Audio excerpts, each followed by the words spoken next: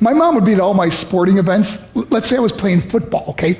My mother would be on the sidelines, and if the play on the field started going one way, my mother would run along like, Mark, get him, get him. I'd be like, oh my gosh. I'd get in the huddle with the other guys. They go, Mark, is that your mother? I go, no, I never saw her before in my life. See, the greatest gift my mother ever gave me, she believed in me.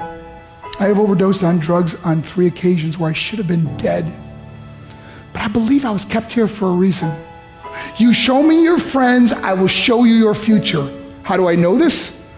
I hung out with losers, and I became the biggest loser of them all because I gave up everything I dreamt about as a little boy because of who I chose to surround myself with. My friends would drive me home at 2, 3, 4 in the morning. We'd be drunk and high, laughing in the car.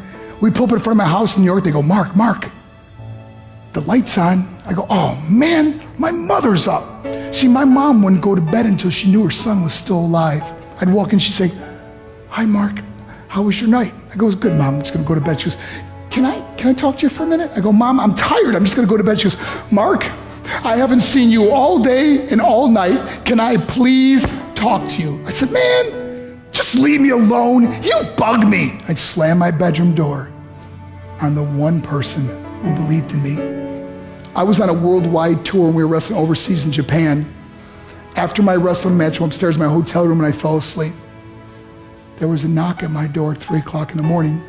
I got out of bed and I looked through the safety window and I could see it was a Japanese promoter. So I opened the door and he said, Mark, you need to call home. There's been an emergency.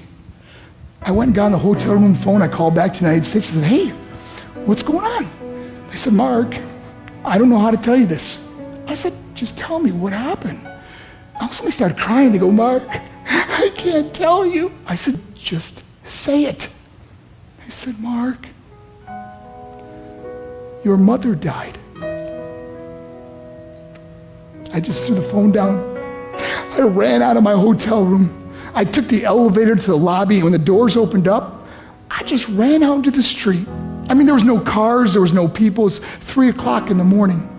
And I walked down the middle of a street in Hiroshima, Japan, and I remember looking up and just saying, Mom, I am so sorry. I flew home for her funeral, and I was so nervous to walk up to her casket, so I just stood way in the back. And I kept looking from a distance. I kept thinking to myself, Mom, please wake up.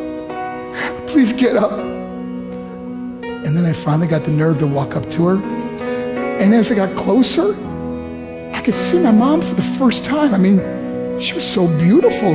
She was dressed in white. I mean, she looked like an angel. And I just stood over it. I said, Mom, you are my hero. Everything I am, everything I hope to be was because of you. You loved me so much. You gave me a life. You're the only one that ever believed in me.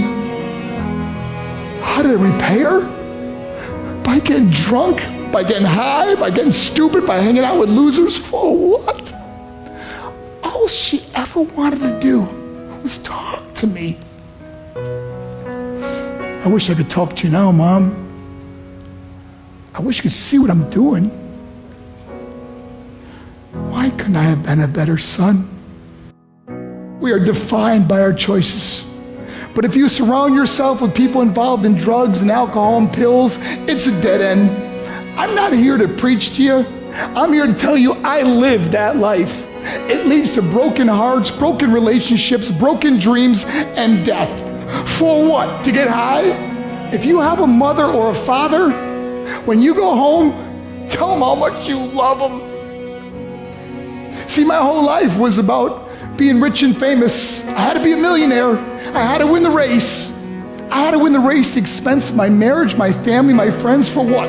To be all alone in the world? I learned what is truly important, and that is how precious this gift of life is, and our families, and how quickly it can be taken away.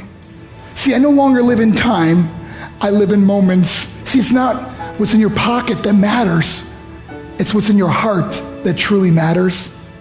Love Love is just a word until somebody comes along and gives it meaning. You're the meaning.